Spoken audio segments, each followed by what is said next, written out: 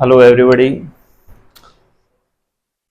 So let's we start.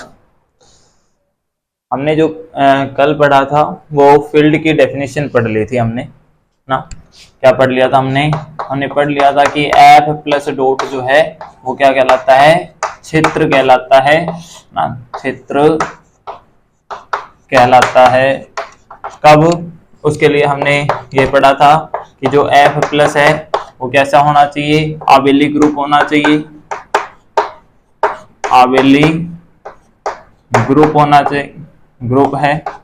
ठीक है, दूसरा क्या, इसी में दूसरा जो पढ़ा था वो क्या पढ़ा था कि एफ स्टार डॉट, ये भी कैसा है, आबेली ग्रुप है। एफ स्टार के बारे में बताई दिए थे हमने ना। और तीसरा क्या था इसमें, तीसरा था कि बंटनता गुणधर्म, बंटनता गुणधर्म सेटिस्फाई करना चाहिए। ठीक है, तो फील्ड होने के लिए आपके पास ये तीन प्रॉपर्टीज होल्ड होनी चाहिए। अब हम ये चेक करेंगे कि जो कल का एक हमने जो जहां से पेंडिंग छोड़ा था ना, तो वो कौन सा था, आर प्लस डॉट। प्लस का मतलब यहाँ पे ऐड करना और डॉट का मतलब यहाँ पे क्या है, मल्टीप्लाई करना। ये दो बाइनरी ऑपरेशन है यहाँ पे। ठीक है, तो आर प्लस डॉट को हम देखेंगे कि ये क्षेत्र बनाता है या क्षेत्र नहीं बनाता है ना। ठीक है, तो इसके ऊपर चर्चा करते हैं।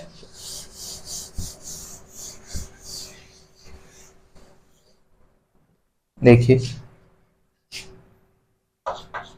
आर प्लस डॉट, आर यहाँ पे क्या है, आर आपका set of real number, set of real numbers, set of real numbers. तो पहली प्रॉपर्टी क्या है क्षेत्र के लिए, क्षेत्र के लिए पहली प्रॉपर्टी है कि जो आर है फर्स्ट ऑपरेशन के रेस्पेक्ट में क्या बनना चाहिए, आबेली ग्रुप बनना चाहिए।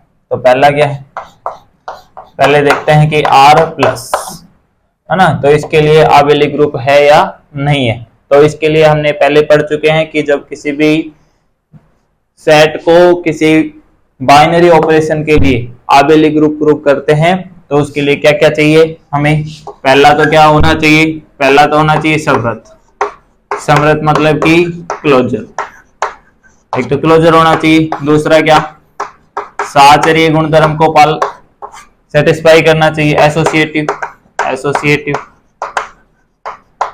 ठीक है, नंबर 3 क्या होना चाहिए, तत्समक अवयव विद्यमान होना चाहिए, तत्समक अवयव विद्यमान होना। और नंबर 4 है इसके लिए प्रतिलोम अवयव का भी एग्जिस्टेंस, प्रतिलोम अवयव विद्यमान होना चाहिए। ठीक है, यदि ये 4 कंडीशंस प्रूव हो जाती हैं तो हम कहते हैं कि ग्रुप है। ठीक है, और आबेली के लिए आप एक एक्स्ट्रा कंडीशन है, कौन सी, क्रम विनिमय, क्रम विनिमय। इसको क्या बोलते हो आप, कम्यूटेटिव, क्या बोलते हैं इसको, कम्यूटेटिव लो, कम्यूटेटिव लो। ठीक है, तत्समक मतलब आइडेंटिटी, प्रतिलोम मतलब इनवर्स एलिमेंट। ठीक है, तो ये 5 प्रॉपर्टी जो है वो होल्ड कराएंगे। यदि ऐसा है तो फिर ये आबेली ग्रुप बन जाएगा, नहीं तो नहीं बनेगा। समृत के लिए क्या करते हो, तो समृत के लिए पहला कंडीशन क्या है, समृत, समृत मतलब कि क्लोजर। इसके लिए प्रूव करेंगे तो समृत के लिए हमें 2 एलिमेंटों की जरूरत पड़ती है। 2 एलिमेंट लो, चाहे तो वो अलग अलग हो सकते हैं या सेम हो सकते हैं। ठीक है, तो देखो माना ए कोमा बी, दो क्या है, रियल नंबर है, दो कैसे हैं, रियल नंबर। यहाँ पे प्लस का मतलब क्या है, ऐड करना है। ठीक है, तो देखिए एक चीज बताइए मेरे को, ए प्लस बी यानी कि एक रियल नंबर है दूसरा रियल नंबर है, दोनों को ऐड करोगे तो रियल नंबर आ जाएगा कि नहीं आ जाएगा ना। तो लिख देंगे बिलोंग्स टू किस में से, आर में से। क्यों, since we know that sum of two real numbers, sum of two real numbers, sum of two real numbers is real number। ठीक है, दो रियल नंबर का जो सम है या उनका जो एडिशन है वो भी क्या आता है, एक रियल नंबर आता है। ठीक है, तो देयरफॉर आर, या फिर कह सकते हैं कि आर सेटिस्फाई क्लोजर, या फिर कहेंगे आर सेटिस्फाई क्लोजर। और किसके रेस्पेक्ट में, with respect to with respect to addition. इस प्लस के लिए एडिशन के लिए क्या है, ये क्लोजर प्रॉपर्टी को सेटिस्फाई करता है। ठीक है, तो समृत हो गया। दूसरा चीज साहचर्य। साहचर्य देखो, साहचर्य, साहचर्य या एसोसिएटिव, वहां पे लिख दिया है मैंने ना, लिख देता हूं दोबारा से, एसोसिएटिव। इसके लिए 3 एलिमेंटों की जरूरत पड़ेगी, है ना। ये रैंडमली है, कोई भी 2 एलिमेंट, है ना। तो फॉर ऑल ए बी के लिए आप लिख सकते हो यहाँ पे for all a comma b comma c belongs to R के लिए आप जानते हो कि जो एडिशन है ना, या जो ऐड है वो साहचर्य प्रॉपर्टी को सेटिस्फाई करता है। तो आप देख सकते हो क्लियरली, क्लियरली ए प्लस बी और प्लस सी जो करते हो वो किसके बराबर आता है, ए प्लस बी प्लस सी के बराबर आता है। ठीक है, तो कोई भी आप 3 रियल नंबर उठा करके ये प्रॉपर्टी को होल्ड करा सकते हो। ठीक है, तो साहचर्य भी। ठीक है, नंबर 3 तत्समक अवयव। अब देखो तत्समक अवयव निकालते कैसे, तत्समक अवयव। तो इसके लिए आप क्या करेंगे, लेट एक एलिमेंट लिया, ए बिलोंग्स टू किसमें से, आर में से। तो तत्समक के लिए क्या कंडीशन है, यहाँ पे एक बार बता देता हूं कि तत्समक क्या होता है। तत्समक ये होता है कि ए और अपनी ऑपरेशन क्या है, यहाँ पे प्लस है, तो ए प्लस ई बराबर ई प्लस ए, दोनों किसके बराबर आना चाहिए, ए के बराबर आना चाहिए। यदि ऐसा सेटिस्फाई करते हैं तो हम कहते हैं कि जो ई होता है वो क्या कहलाता है, ई जो होता है वो तत्समक अवयव कहलाता है। ठीक है, तो इसको सेटिस्फाई कराओ। तो देखो इसको थोड़ा सा यहां लिख देता हूं, a प्लस ई किसके बराबर आना चाहिए, a के बराबर आना चाहिए। तो e का वैल्यू निकाल सकते हो ना, a प्लस ई है तो e बराबर कितना आ जाएगा, a minus a, that is e is equal to 0। ठीक है, दूसरा वैसे हमें इसको बात करते हैं तो ये कौन सा है, लेफ्ट आइडेंटिटी है ना। और राइट आइडेंटिटी के लिए क्या करोगे, e प्लस ए, ये भी किसके बराबर आना चाहिए, ए के बराबर आना चाहिए। तो e बराबर यहां से भी क्या आ गया, 0। ठीक है, तो देयरफॉर यानी कि complete a is equal to किसके बराबर आ गया, 0 के बराबर आ गया। ठीक है, तो तत्समक अवयव क्या मिल गया, प्लस के लिए तत्समक अवयव मिल गया 0। ठीक है, और आप जानते हो कि जो प्लस यानी कि फर्स्ट ऑपरेशन के रेस्पेक्ट में जो तत्समक अवयव आता है उसको क्या कहा जाता है, शून्य अवयव या 0 एलिमेंट। ये जो क्या है, ये आपके पास आया है, वो क्या आया है, वो आपके पास 0 एलिमेंट आया, क्या आया है, 0 एलिमेंट आया। ठीक है, ओके, इसका आप स्क्रीनशॉट ले सकते हो, है ना, या चाहे पॉज करके आप इसको लिख सकते हो। ठीक है, नेक्स्ट प्रॉपर्टी होल्ड कराते हैं। तो 3 प्रॉपर्टी हो गई है, नेक्स्ट फोर्थ।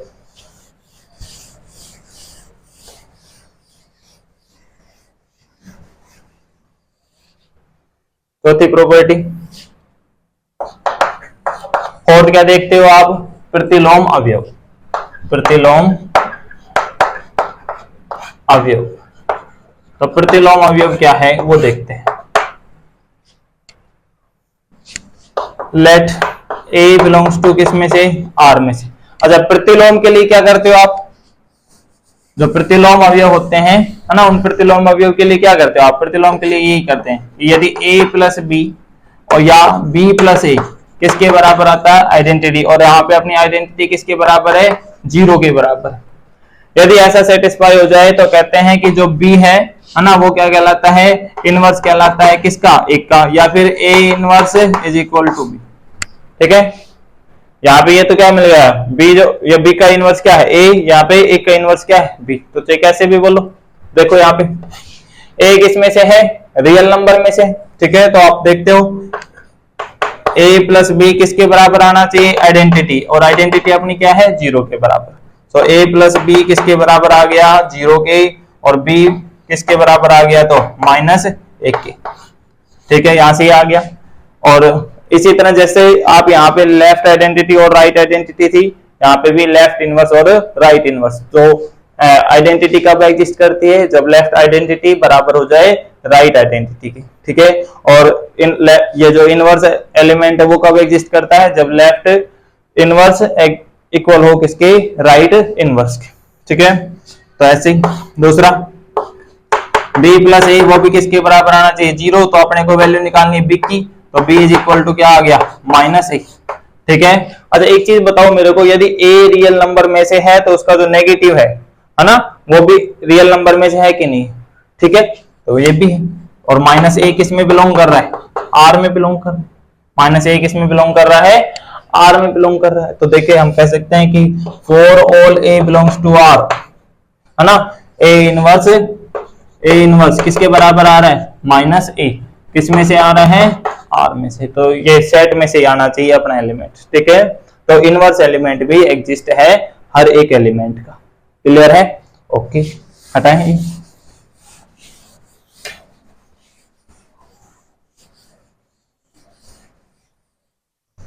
अब नंबर 5 कम्यूटेटिव लो। तो कम्यूटेटिव लो जानते हो आप क्या होता है, a प्लस बी किसके बराबर आना चाहिए, b प्लस 1 के, और यहाँ पे अपना एडिशन है, तो आप जानते हो फॉर ऑल या for any a, b belongs to r के लिए a प्लस बी किसके बराबर आता है, b प्लस 1 के बराबर आता है। ठीक है, तो हम यहाँ पे लिख सकते हैं since we know that addition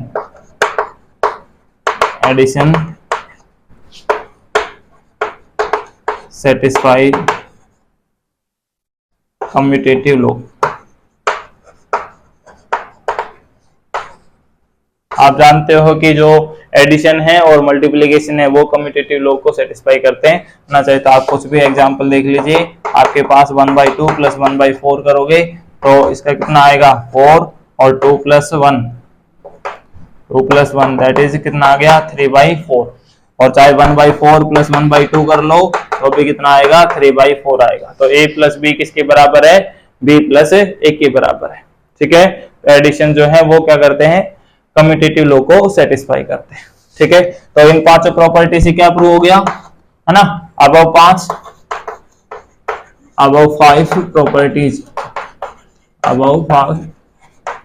properties जो आपका f प्लस f यहाँ पे अपना क्या है r, तो r प्लस क्या बन गया, is an abelian group,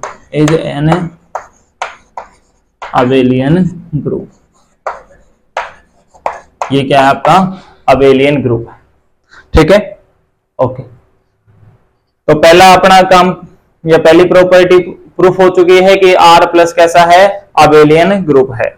okay, अब next r dot,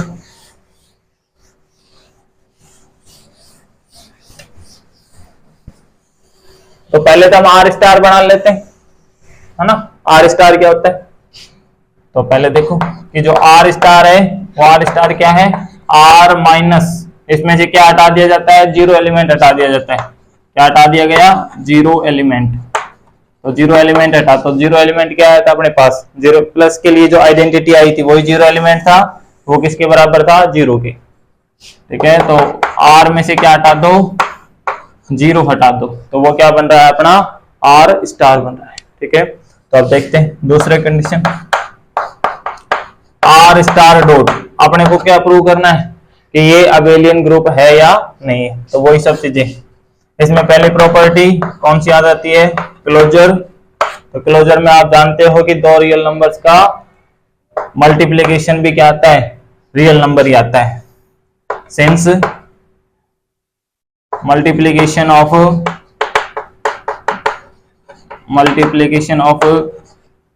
to real numbers is also real number, hence a dot b किस में से आ जाएगा, r स्टार में से आ जाएगा आपका। ठीक है, तो यहाँ पे लिख सकते हैं for all a, b belongs to r star के लिए। ठीक है, तो क्लोजर प्रॉपर्टी सेटिस्फाई होगी। दूसरा साहचर्य या associative.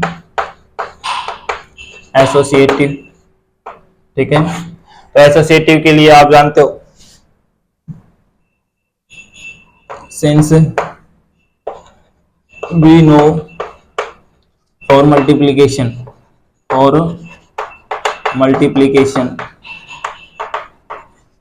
a dot b dot c किसके बराबर होता है आपका a dot b dot c के। यहाँ पे लिख सकते हैं for all a b c belongs to किसके लिए r स्टार के। ठीक है, तो एसोसिएटिव हो गया। उसके बाद फिर आइडेंटिटी देखते हैं, नंबर 3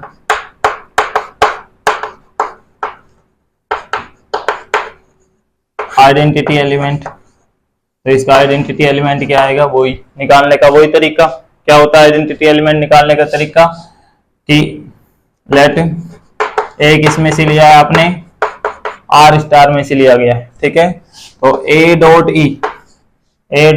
ई तो एक का ई के साथ मल्टीप्लाई करो और क्या आ जाना चाहिए ए आ जाना चाहिए। ठीक है, तो यहां से ई का वैल्यू निकाल दो, यहां से ई का वैल्यू निकाल दो तो देखो ई बराबर क्या आ गया, ये मल्टीप्लाई में ये उधर जाएगा तो क्या हो जाएगा डिवाइड में हो जाएगा, तो a upon a that is a is equal to क्या आ गया 1 आ गया। ठीक है, तो ये लेफ्ट आइडेंटिटी हो गई। राइट आइडेंटिटी देखते हो तो ई डॉट ए ये भी किसके बराबर आना चाहिए एक के, तो यहां से वही ई बराबर a upon a that is e is equal to 1। ठीक है, so a is equal to 1 ये इसकी क्या आ गई डॉट के लिए आइडेंटिटी आ गई। ठीक है, और डॉट के लिए जो आइडेंटिटी या सेकंड ऑपरेशन के लिए जो आइडेंटिटी आती है उसको क्या बोलते हैं हम यूनिटी बोलते हैं। क्या बोलते हैं उसको हम यूनिटी एलिमेंट, यूनिटी एलिमेंट या फिर हम बोलते हैं इकाई अवयव। ठीक है, तो आइडेंटिटी एलिमेंट हो गया है ना, एक बार नोट कर लो चाहे तो इसको। ठीक है, स्क्रीनशॉट ले सकते हो। नंबर 4 देखना है आपने को तत्समक तो हो गया है इनवर्स एलिमेंट। तो इनवर्स एलिमेंट तो देखो लेट ए किसमें से लिया आपने आर स्टार में से लिया, ए आर स्टार में से लिया और दूसरा मान लेते हैं कि और दूसरा एंड ऑल्सो लेट ना, या फिर हम देखते हैं कि जो बी आता है ना वो सीधा निकालते हैं कि वो बी तो एग्जिस्टेंस करवाना है कि वो आर स्टार में आ रहा है कि नहीं आ रहा है। तो देखते हो तो देखो यहाँ पे ए ऑपरेशन क्या है डॉट वाली है या मल्टीप्लाई ए डॉट बी किसके बराबर आना चाहिए अपना ई के बराबर, और ई किसके बराबर है यहाँ पे ए डॉट बी किसके बराबर है 1 के। ठीक है, तो बी का वैल्यू कितना आ गया 1 अपॉन ए आ गया। ठीक है, अच्छा ओके।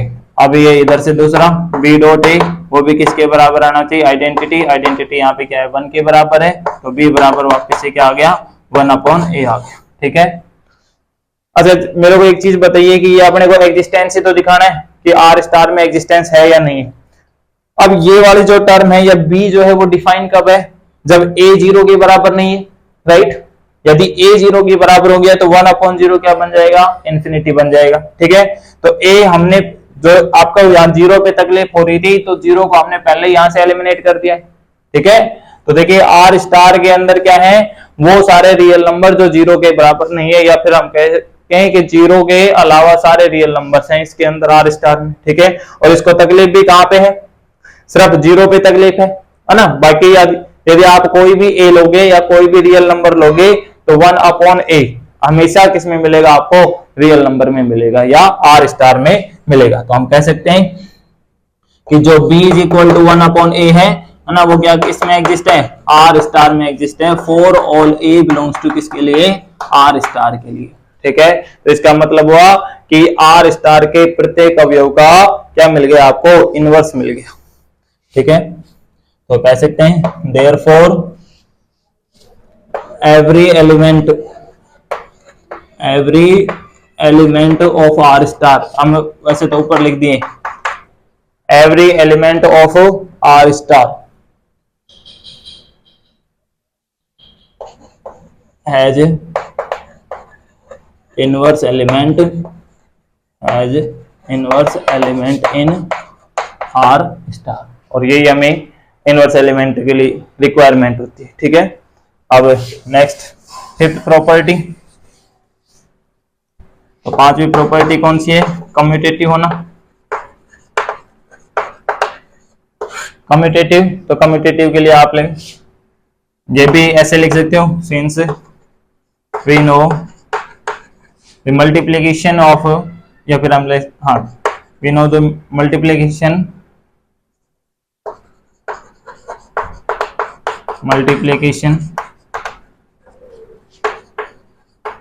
satisfy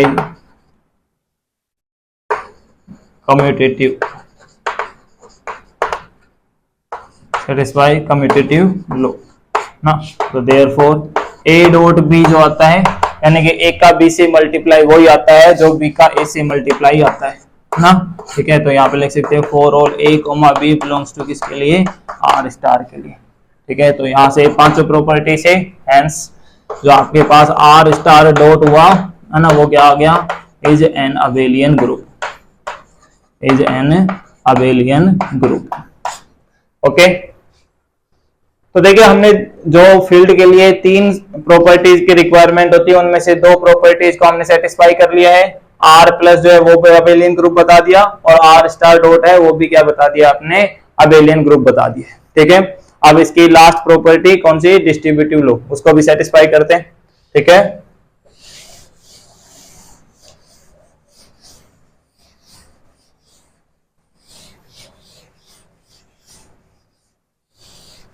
देखिए अब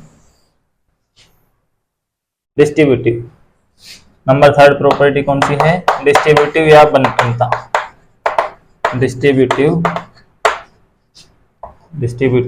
लो, या फिर इसको बोलते हैं आप बंटन का। अच्छा, कौन किसके ऊपर डिस्ट्रीब्यूट होता है, जो सेकंड ऑपरेशन है ना, वो किसके, प्लस के ऊपर डिस्ट्रीब्यूट है ना। तो इसके लिए आप ये देखते हो, लेट यहाँ पे लिख लेते हैं a, b, c, किसमें से लिए आपने, r में से लिए। ठीक है, तो आप देखो यही तो देखना है आपको, a dot b plus C, a dot b plus C किसके बराबर आता है, a dot b plus a dot C के। ठीक है, आप कोई भी एलिमेंट, कोई भी तीन एलिमेंट सेलेक्ट कर सकते हो यहाँ पे, है ना। For example a b c क्या सेलेक्ट कर लिया आपने, ए बराबर आपने लिया है 1, बी बराबर ले लिया है आपने 3/2, और सी बराबर ले लिया है आपने कौन सा ले, 1/4 ले लो, चलो। ठीक है, तो एक बार सेटिस्फाई कराओ देखो इसको, है ना। तो ए डॉट बी प्लस सी, इसी का तो वैल्यू चाहिए। देखो ए का वैल्यू कितना है 1 डॉट, बी का वैल्यू कितना है 3/2 प्लस 1/4, तो ये 1 डॉट तो इतना ही आएगा। तो इनका एलसीएम कितना आ गया, 4 आ गया, 2 2 जा 4 और 2 3 जा कितने हो जाएंगे 6 प्लस 1, तो कितना आ गया 7/4 आ गया। ठीक है, अब क्या निकालते हैं, अब ये भी निकालेंगे ना, इसका right part a dot b plus क्या आना चाहिए, ए डॉट सी। तो एक बार इसको और देख लेते हैं, ए डॉट बी, ए कितना है 1 है, तो 1 into b by 3, sorry 1 into 3/2 plus 1 into 1/4, तो क्या आ गया यहाँ पे 3/2 प्लस 1/4, तो ये इनका एडिशन किसके बराबर था, 7/4 के बराबर था। ठीक है, तो ये होल्ड है। एंड ऑल्सो ये कौन सा होता है, लेफ्ट डिस्ट्रीब्यूटिव लो। ठीक है, अब राइट डिस्ट्रीब्यूटिव लो क्या, b plus c dot a, वो भी किसके बराबर आएगा, b dot a plus c dot a के बराबर आएगा। आप इसको यहां से इजीली चेक कर सकते हो, यदि ए बी सी के लिए आप वैल्यू निकाल रहे हो तो देख लो यहाँ पे b प्लस सी, तो यानी कि 3/2 प्लस 1/4, और इसका डॉट 1 के बराबर करोगे तो ये 7/4 ही आएगा। ठीक है, कर सकते हो इजीली। b डॉट ए, ये कौन सी वैल्यू निकाली आपने, b plus c dot a. ठीक है, अब इसकी ये राइट पार्ट निकाल लीजिए कि b dot a plus c dot a, तो b डॉट ए यानी कि क्या आएगा आपके पास 3/2 डॉट 1 प्लस सी यानी कि 1/4 डॉट 1, तो that is 3/2 plus 1/4 is equal to किसके बराबर आ गया, 7/4 के लिए। ठीक है, तो ये दोनों होल्ड है डिस्ट्रीब्यूटिव लो, तो डिस्ट्रीब्यूटिव लो भी सेटिस्फाई है। ठीक है, यहाँ पे लिख देता हूं सेटिस्फाई। ओके, तो हम तीनों से या तीनों प्रॉपर्टी से कह सकते हैं, हम कह सकते हैं hence from 1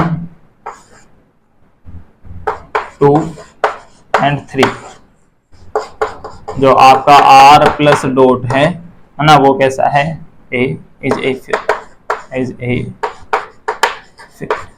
यानी कि जो आपका r प्लस डॉट है वो क्या है, फील्ड है या क्षेत्र है। ठीक है, तो ये पूरा प्रोसेस होता है किसी भी सेट को, है ना, दो बाइनरी ऑपरेशन के रेस्पेक्ट में फील्ड प्रूव करने का। ठीक है, तो ये हमने r प्लस डॉट, क्योंकि हम आगे नहीं पढ़ रहे हैं ना, वो सब चीजें बाद की बात है कि कौन सी रिंग फील्ड के बराबर होती है, कौन सी रिंग फील्ड के बराबर नहीं होती, वो चीजें हमें प्रूव नहीं करना। लेकिन हम रियल एनालिसिस को स्टार्ट कर रहे हैं तो रियल नंबर उसकी जरूरत पड़ती है ना, तो हम उसके सेट को देख लेते हैं कि वो कौन कौन सी प्रॉपर्टीज रखता है। ठीक है, तो ये सेट ऑफ रियल नंबर था, तो r प्लस डॉट क्या मिल गया आपको, फील्ड मिल गया। ठीक है, ओके, हटा रहे हैं इसको।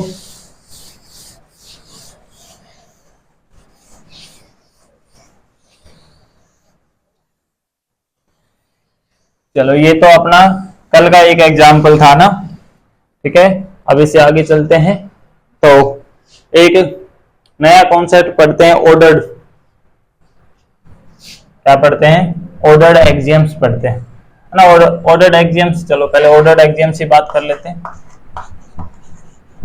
ऑर्डर्ड एक्सियम्स, ऑर्डर्ड एक्सियम्स का मतलब क्या है, क्रमित अभिग्रहित।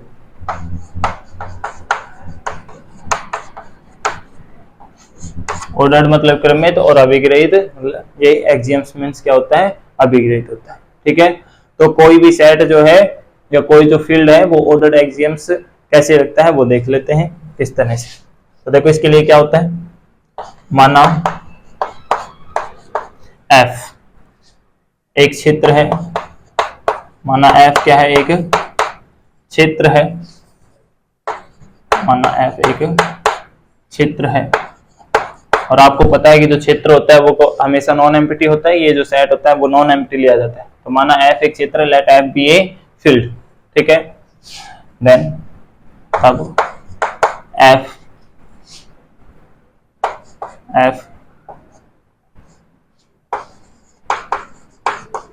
क्रमित कहलाता है, F क्रमित कहलाता है यदि, है ना। अब इसके लिए 3-4 प्रॉपर्टी हैं, कौन कौन सी प्रॉपर्टी हैं जिसके लिए ये ऑर्डर एक्सियम्स, है ना, सेटिस्फाई करता है, कौन कौन से अभिग्रहित है।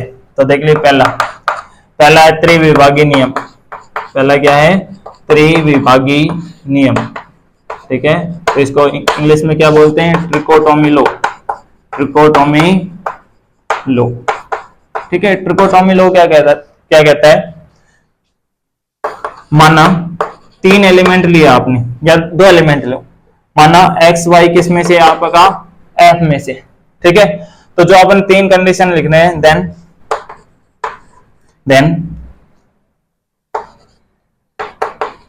x इक्वल टू वाई, यानी या तो x और y दोनों बराबर होना चाहिए। ठीक है, और x ग्रेटर देन y, यानी कि x बड़ा होना चाहिए किससे, y से, या फिर तीसरा क्या कि जो आपके पास x है वो किससे छोटा होना चाहिए, y से। इन तीनों में से कोई एक प्रॉपर्टी सेटिस्फाई करना चाहिए। यदि आपने फील्ड में से 2 एलिमेंट लिए हैं ना, तो उनमें से या तो ये इन तीनों में से कोई एक प्रॉपर्टी होल्ड होनी चाहिए, या तो x बराबर y होना चाहिए, या x ग्रेटर देन y होना चाहिए, या x लेस देन y होना चाहिए। यदि ऐसा है तो ही हम कहेंगे कि ट्रिकोटोमी लॉ सेटिस्फाई है, अदरवाइज नहीं है। Then any one of them, ऐसे कह सकते हैं, एनी वन ऑफ देम। ठीक है, आप इनको थोड़ा सा ऐसे लिख लो, एनी वन ऑफ देम, थोड़ा सा अच्छा लगेगा यहां देखने। ठीक है, तो इसको बोलते हैं ट्रिकोटोमी लॉ। दूसरा जो पढ़ते हैं, है ना, वो क्या है,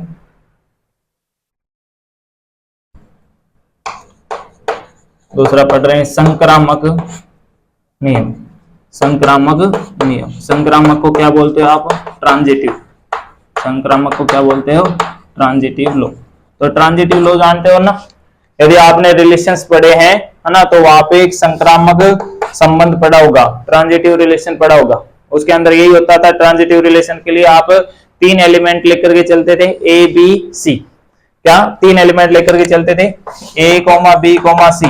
ये किसी भी रियल या आर में से, है ना, ये आर का मतलब क्या है, यहाँ पे संबंध है, ठीक है। तो कहते थे क्या, यदि ए किससे रिलेटेड है, बी से रिलेटेड है, और बी रिलेटेड है किससे, सी से रिलेटेड है, तब अपने को प्रूव करना पड़ता था कि जो ए है वो किससे रिलेटेड है, सी से रिलेटेड है, ठीक है।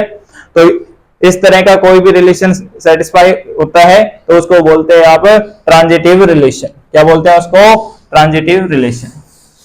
तो देखिए अपने पास यहां पर तीन रिलेशन है, या तो x इक्वल टू वाई, या x ग्रेटर देन वाई, या फिर x लेस देन वाई। इन तीनों में से कोई भी एक रिलेशन उठा करके चलते हैं, है ना, और उनके लिए देखते हैं कि वो ट्रांजिटिव लॉ सेटिस्फाई करेगा या नहीं करेगा, ठीक है। मैं किसी एक के लिए करूंगा, बाकी आप दो के लिए खुद चेक कर लेंगे, ठीक है। तो देखो लेट, एक चीज बताइए मेरे को, x, y और z, ये तीन आपने एलिमेंट लिए किसमें से, एफ में से, फील्ड में से, ठीक है। तो त्रिविभागीय नियम तो सेटिस्फाई है ना। तो इसके लिए ऑल्सो लेट, इनमें से कोई एक रिलेशन लेकर के चल लेते हैं कि x जो है वो किससे बड़ा है, y से, x किससे बड़ा है, y से, ठीक है, एंड y किससे बड़ा है, z से। तो इन दोनों से क्या इंप्लाई होगा बताओ, देखो x y से बड़ा है और y किससे बड़ा है, z से बड़ा है। तो यहां से क्या आ गया, ये आ गया ना रिलेशन, x बड़ा है y से और y से बड़ा कौन है, सॉरी y बड़ा है किससे, z से। तो देखिए इससे क्या मिल गया आपको, इससे ये भी मिल गया कि जो x बड़ा हो गया वो किससे, z से बड़ा हो गया, ठीक है। तो ये सेटिस्फाई हो गया ट्रांजिटिव रिलेशन, देयरफॉर ट्रांजिटिव। तो ट्रांजिटिव रिलेशन यही देख रहे थे कि ट्रांजिटिव रिलेशन क्या होता है, सेटिस्फाई करेगा ये, है ना। तो दो प्रॉपर्टीज होगी, पहला कौन सा हो गया, ट्रिकोटोमी लॉ, दूसरा कौन सा हो गया, ट्रांजिटिव लॉ, ठीक है। अब दो प्रॉपर्टीज और हैं तो वो और देख लेते हैं कि क्या होता है, ठीक है।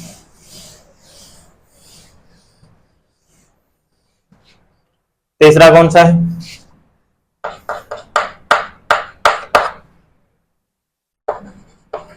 Monotone for addition, monotone for addition, यानी कि कहेंगे योज्य के लिए एक दिष्ट, योज्य के लिए एक दिष्ट, योज्य के लिए एक दिष्ट।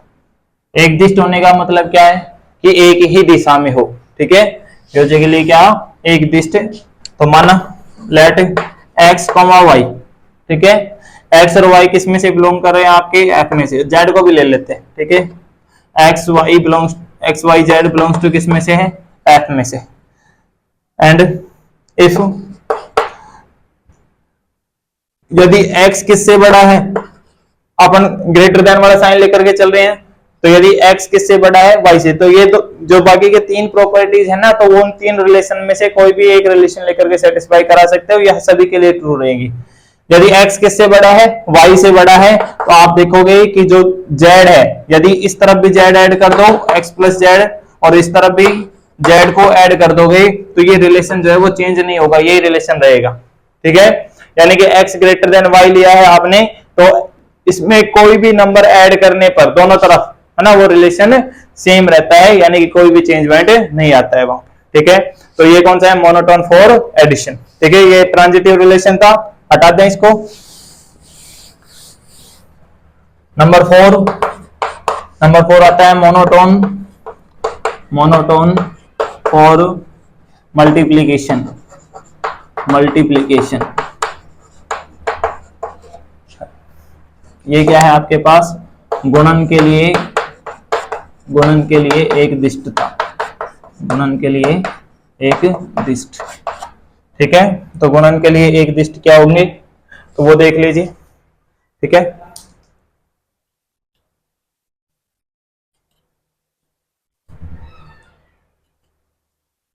एक मिनट रुको, गुणन के लिए एक दिष्ट क्या है, तो देखो तीन एलिमेंट ले लो वही, ठीक है, किसमें से x, y और z, ठीक है। ये तीन एलिमेंट लेकर के चले, ये हटा दो, अभी z हटा दो इसको, ठीक है। x y किस में से बिलोंग कर रहा है, आपका f में बिलोंग कर रहा है, x y किस में बिलोंग कर रहे हैं, f में।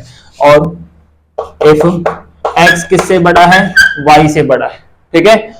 तो देखिए z जो है वो कैसा है, यहाँ पे कोई रेस्ट्रिक्शन नहीं है कि z कैसा है, चाहे नेगेटिव है, चाहे पॉजिटिव है, या फिर कैसा है, चाहे ये 0 के बराबर है, ठीक है। तो यहाँ पे कोई कंडीशन नहीं है। यहाँ पे और देख लेते हैं कि इसके ऊपर कंडीशन लगाएंगे अपने पास, किसके लिए देख रहे हो, मल्टीप्लीकेशन के लिए। तो z के ऊपर यदि z आपने 0 ले लिया तो x डॉट z करोगे तो 0, y डॉट z करोगे तो भी 0, तो क्या 0 0 से बड़ा होता है, नहीं होता है ना। तो आपको कंडीशन लग जाएगी जो z है वो नॉन जीरो के बराबर। तो यहां से इंप्लाइज x डॉट z जो होगा है ना वो किससे, y डॉट z से बड़ा रहेगा। तो यहां पे लिख देते हैं for all z greater than 0 है ना, बिलोंग्स टू किसके लिए, f के लिए, ठीक है। या फिर हम इसको थोड़ा सा ऐसा लिख देते हैं, चाहे आप इसको ऐसा लिख सकते हो, 0 जो है वो लेस देन है किससे, z से, और z किस में बिलोंग कर रहा है, आपका f में बिलोंग कर रहा है, ठीक है।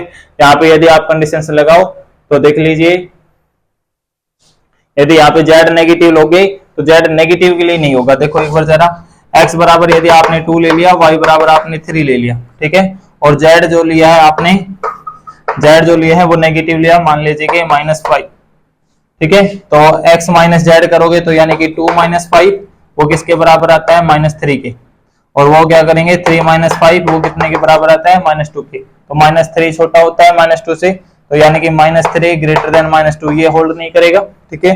तो यहाँ पे भी कंडीशंस लगा देते हैं कि z किसके बराबर, z जो होना चाहिए, और इसको हटा देते हैं यहाँ से, for all z greater than 0, ये इक्वल भी 0 हो सकता है ये, या फिर आप इसको थोड़ा ऐसे लिखो, 0 less than equal to z belongs to किसमें से, f में से, ठीक है। तो ये 4 कंडीशंस हैं। पहली कंडीशंस कौन सी थी, ट्रिकोटोमी लो, दूसरा कंडीशंस था ट्रांजिटिव लो, तीसरा था मोनोटोन फॉर एडिशन, चौथा है मोनोटोन फॉर मल्टीप्लिकेशन, ठीक है। तो यदि कोई भी फील्ड जो है ये 4 प्रॉपर्टीज को होल्ड करता है ना, तो हम कहते हैं कि जो आपका फील्ड है f वो कैसा होता है, क्रमित होता है, ठीक है। तो ये लिखा है कि f एक क्षेत्र है, तब f क्या कहलाता है, क्रमित कहलाता है ना, यदि ये 4 प्रॉपर्टीज सेटिस्फाई करे तो, ठीक है। ओके, हटाएं ये सब चीजें। ओके,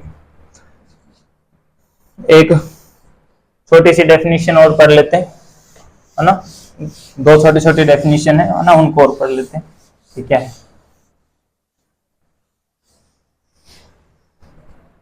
एक पढ़ते हैं धनात्मक वर्ग, क्या पढ़ते हैं, नेक्स्ट जो डेफिनेशन है वो क्या है, धनात्मक वर्ग।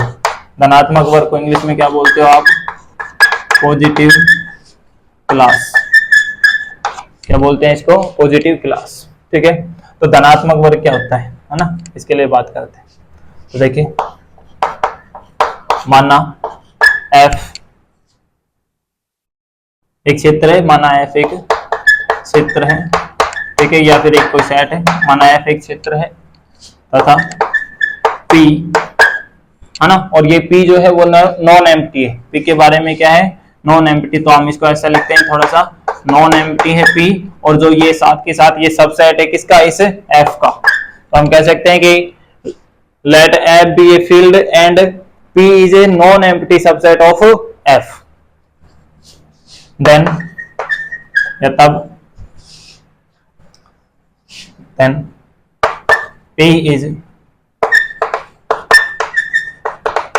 positive class, P is positive class है ना, if कब होएगा ना, तो वो कंडीशन देख लेते हैं। क्या पहली कंडीशन क्या है, यदि आपने x और y यदि ये दो एलिमेंट किस में से लिए हैं, P में से लिए हैं, तो यहाँ से इंप्लाइज होना चाहिए कि जो x प्लस y है वो भी किस में आए, P में आए। दूसरा x डॉट y वो भी किस में से आना चाहिए, P में आना चाहिए। तो आप देख रहे हो कि यदि प्लस वाले ऑपरेशन लगा रहे हो और P में से 2 एलिमेंट लिए हैं और दोबारा से P में आ रहा है, और यदि डॉट वाले ऑपरेशन ले रहे हो तो डॉट लगाने पर दोबारा से P में आ रहा है, तो इसका मतलब ये हुआ कि प्लस और डॉट के लिए कैसे होने चाहिए, क्लोजर होने चाहिए, ठीक है। दूसरा, इस चीज को थोड़ा सा ध्यान रखना, ये वाला, ये जो आप x ले रहे हो वो कौन सा ले रहे हो, नॉन जीरो x ले रहे हो, और साथ के साथ किस में से ले रहे हो, f में से ले रहे हो। तो कहते हैं कि if non zero x belongs to f के लिए क्या होना चाहिए, आइदर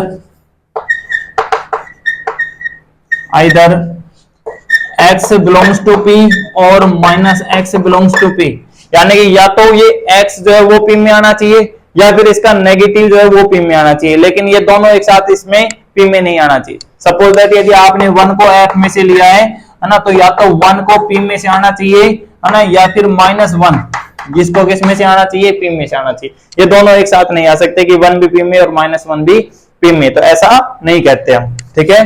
तो यदि आप कोई भी नॉन जीरो एलिमेंट ले रहे हो एफ का, ठीक है, तो उसका नेगेटिव या उसका पॉजिटिव ही किस में आना चाहिए, पी में। नेगेटिव पॉजिटिव दोनों किस में नहीं आने चाहिए, पी में नहीं आने चाहिए, ठीक है। तो ये दो कंडीशंस हैं।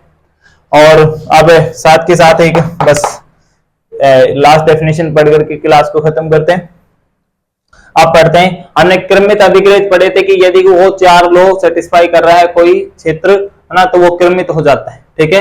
यहाँ पे हम पढ़ते हैं अब ऑर्डर्ड फील्ड कि क्रमित क्षेत्र क्या होता है। ऑर्डर्ड फील्ड, ऑर्डर्ड फील्ड जिसको आप क्या बोलते हो, क्रमित क्षेत्र, क्रमित क्षेत्र, ठीक है। तो ऑर्डर्ड फील्ड क्या है, ए फील्ड एफ प्लस डॉट, ये प्लस डॉट यहाँ पे इन जनरल है, ठीक है, यानी कि यहाँ पे आप मान सकते हो *1 *2, ठीक है, first binary operation, second binary operation. तो a field F plus dot is set to be ordered field, is said to be ordered field if